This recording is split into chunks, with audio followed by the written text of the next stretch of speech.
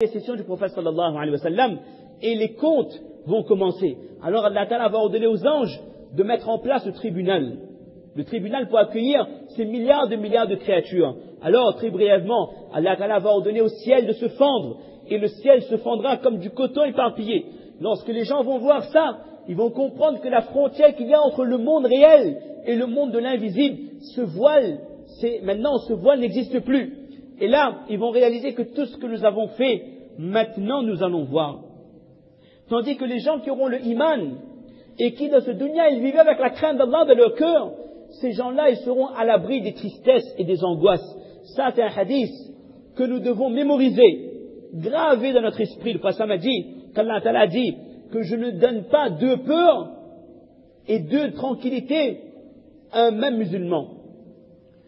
Celui qui a ma crainte dans ce dunya, alors de l'akhirat, il n'aura pas peur, il sera rassuré. Tandis que celui qui dans ce monde vit dans la joie totale, dans l'insouciance, alors le jour du jugement dernier, cette personne-là ne sera pas rassurée. Assurément, c'est sûr que cette personne sera effrayée par les situations de l'au-delà. Donc si dans notre vie, nous vivons dans l'insouciance, on doit avoir peur pour ce qui va arriver là-haut. Mais si dans ce dunya, dans chaque moment de notre vie, nous avons la crainte d'Allah, alors Inch'Allah, là-haut, nous serons rassurés. Allah Ta'ala va ordonner au premier ciel de se fendre, et les anges du premier ciel vont descendre. Et les gens seront tellement impressionnés qu'ils vont croire que ce sont ces anges-là qui vont les juger. Et les anges disent, non, nous aussi on a peur de ce jour. Nous ne sommes que des créatures d'Allah. Et alors Allah Ta'ala et ses anges ils vont s'installer en faisant un cercle autour des gens qui sont ressuscités. Ensuite, les anges du deuxième ciel descendront dans le même ordre. Troisième, quatrième jusqu'au septième ciel. Et chaque habitant des cieux qui descendent, ils font un cercle autour des gens qui sont ressuscités. Jusqu'à ce qu'il reste les habitants du septième ciel. Alors là, c'est une description merveilleuse. La beauté des anges du septième ciel, nous n'avons pas le temps de l'expliquer. Et après les habitants du septième ciel, il y a ce qu'on appelle, alors ça dépasse l'entendement, on appelle ça al-Qurubiyoun, les anges qui sont proches d'Allah, ceux qui sont proches, certains du arsh d'Allah, ils descendront avec Allah subhanahu wa ta'ala. Et là, Allah ta'ala posera son arsh, son trône, là où il veut, sur cette terre de résurrection. Et là, Allah ta'ala, pour la première fois, s'adressera à nous. Hadith Abu Huraira, ça aussi c'est un hadith que nous devons mémoriser. Ya ma'ashar al-jinni wal-ins, ô djinn et ô être humain, c'est Allah qui s'adressera de la sorte aux gens. Inni qad insattu mundu yawma khalaqtukum ila yawmikum hadha. Asma'u kalamakum wa ubsiru a'malakum. Depuis le jour où je vous ai créé, je vous observe, en ce sens, et je vous écoute. Fansitu ilayya. Maintenant, c'est à votre tour d'écouter. Fa innama hiya suhufukum wa a'malukum tuqra'u alaykum. Maintenant, vous seront présentés vos livrets d'action dans lesquels il y a tout ce que vous avez fait. Et ces livrets d'action vous seront lus. Faman wajada khayran falyahmadillah. Celui qui trouve dans ces livrets d'action des hasanat, des thawab, qu'il remercie Allah. Celui qui trouve dans ce livret d'action des péchés, alors il est le seul responsable de sa perte. Et là, c'est le moment le plus dur de toute la création. Les hommes vont voir la pire des créatures de ce qu'Allah a créé de ce dunya, c'est l'enfer. Et là, on s'est promis de ne pas décrire l'enfer. Mais brièvement, l'enfer se présentera avec ses chaînes, avec son feu ardent, avec ses montagnes bouillonnantes, ses mers de feu, et surtout avec cette odeur purulente et pestilentielle qui accompagne les fleuves de l'enfer, et surtout avec ces anges qui font peur, les gardiens de l'enfer, dont le visage ressemble à de la braise, les yeux à des éclairs, et lorsqu'ils parlent, il y a du feu qui sort de leur bouche. Ils ont des instruments qu'on ne décrira pas. C'est des instruments pour torturer les gens de l'enfer. On passera sur les détails un peu difficiles. Alors les gens, ils essaieront de s'enfuir. Mais c'est là qu'on voit pourquoi Allah il a mis 7 rangées de malaïka. C'est pour que personne ne puisse quitter cet endroit. Ce jour-là, personne ne pourra s'enfuir. Ila rabbika yawmaidin al-mustaqar, c'est auprès d'Allah que les gens doivent rester. Jahannam demandera à Allah l'autorisation de se prosterner. Et Allah lui accordera cette autorisation. Et là, il va dire une parole terrible. Oh Allah, oh mon Dieu, mon feu, ma chaleur s'intensifie et je suis en train de me consommer moi-même. Oh Allah, donne-moi au plus vite ceux qui me reviennent. Par ton honneur, je sévirai les personnes qui t'ont désobéi et qui ont obéi leur instinct, leur passion. Et les ulama disent que le Jahannam, il demande 3 choses. 1, les gens qui ont désobéi à Allah. 2, les gens qui ne croyaient pas en tes signes et qui ne croyaient pas en tes prophètes. Et 3, les gens qui adoraient autre qu'Allah. La dernière catégorie, c'est qui? C'est les mouchriks, les polythéistes. La deuxième catégorie, ce sont là les kuffars, qui n'acceptaient pas la prophétie de Muhammad sallallahu alayhi wa sallam. Mais malheureusement, la première catégorie, c'est qui? Ce sont les personnes qui faisaient des péchés, qui préféraient suivre leur instinct, leur passion, plutôt que d'obéir à Allah. Maintenant, à moi de réfléchir, lorsque je m'engage dans une situation où je vais faire ribat, calomnie, médisance, lorsque je décide de désobéir à mon mari, lorsque je décide de manquer de respect à mon épouse, lorsque je décide d'abandonner ma salat, ou je décide de ne pas me conformer à ce qu'Allah a demandé en termes de vêtements pour les femmes, lorsque je me décide que quand je sors, je n'ai pas à me couvrir, je suis libre, libre de me parfumer, et pour les hommes, libre de mettre les vêtements comme j'ai envie de le faire au-dessous de mes pantalons avec tel effet de mode, et je n'obéis pas aux règles qu'Allah a fixées, alors je suis en train d'obéir à mes passions, mes instincts, et je fais passer ça avant Allah subhanahu wa ta'ala. À nous de voir si nous ne sommes pas en train de nous inscrire dans cette liste que le Jahannam est en train de demander. Et là, les gens, ils seront apeurés en voyant ce que Jahannam est en train de réclamer. Et maintenant, c'est le dernier point concernant l'enfer. L'enfer va faire ce qu'on appelle az-zafir. Ça, c'est quelque chose d'exceptionnel. L'enfer va soupirer 4 fois. La première fois, il va cracher du feu.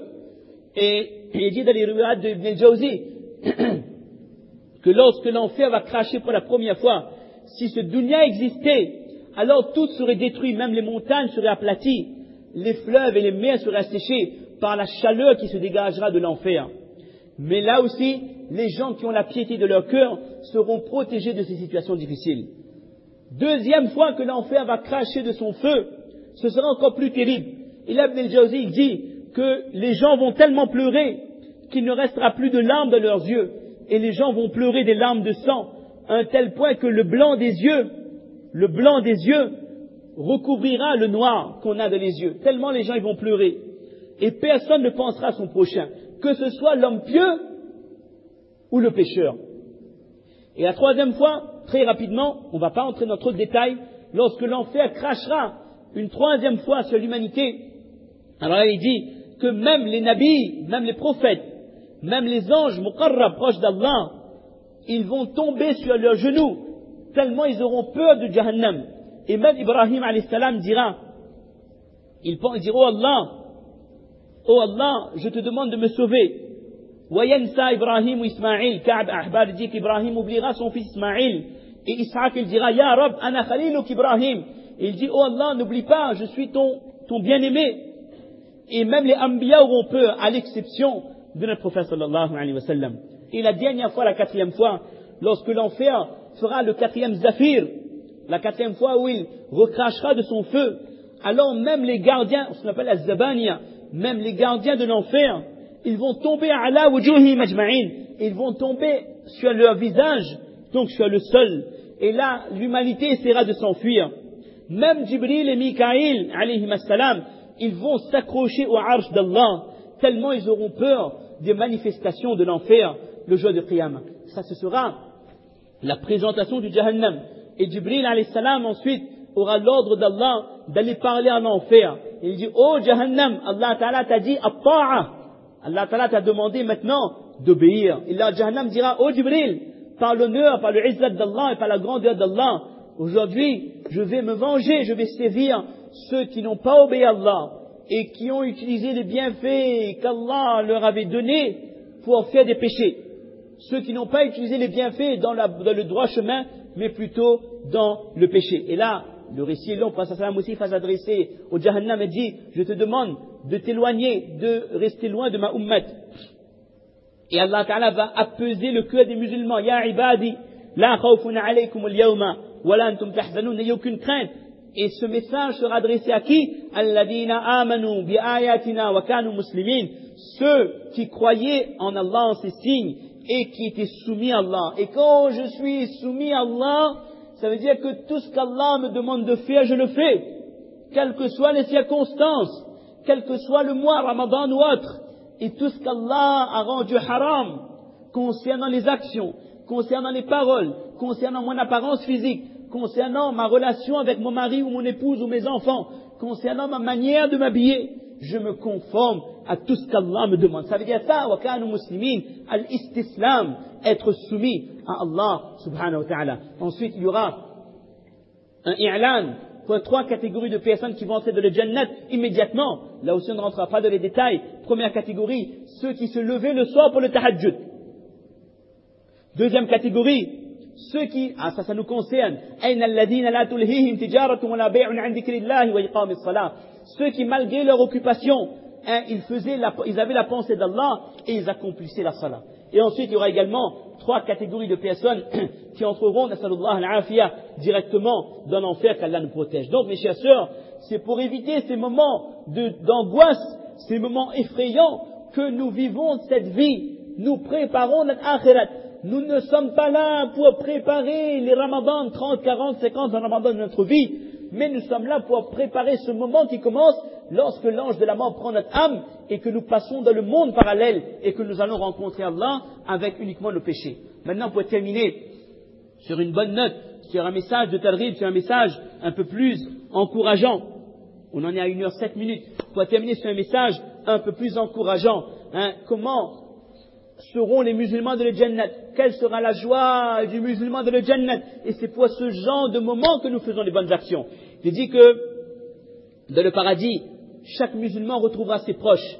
Nous retrouverons nos parents qui étaient morts, notre mari qui est décédé, notre épouse qui nous a quittés, nos enfants qui nous ont quittés, nos proches.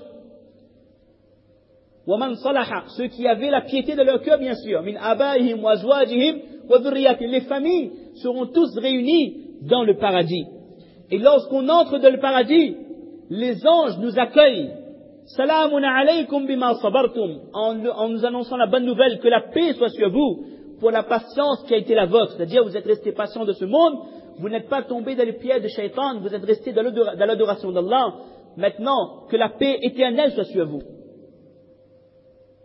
Également, les gens entreront dans le Jannat par petits groupes.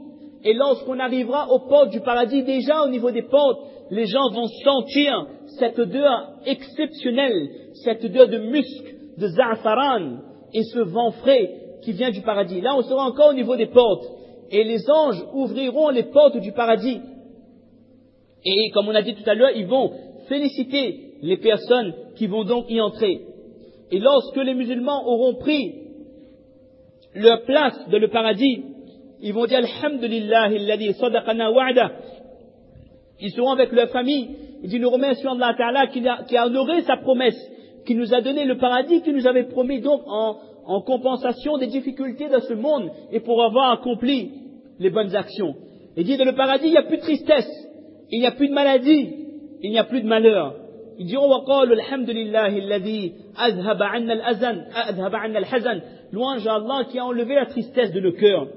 Il dit que lorsque le musulman entre au paradis, le musulman, hadith de Abu Sa'id al-Khudri, la ahaduhum ahda bimanzilihi fil jannah limanzilihi kana fi dunya. On reconnaîtra notre maison de le paradis, tout comme on reconnaît de ce dunya notre maison. Si vous habitez la rue Marshal Leclerc, la rue Paris, la rue Pasteur, lorsque vous allez chez vous, vous savez exactement votre maison c'est où. Il dit, dans le paradis, chaque musulman, instinctivement, il sera guidé vers la demeure qui lui sera réservée, et il sait exactement, c'est ça ma maison, dans le Jannat. Maintenant,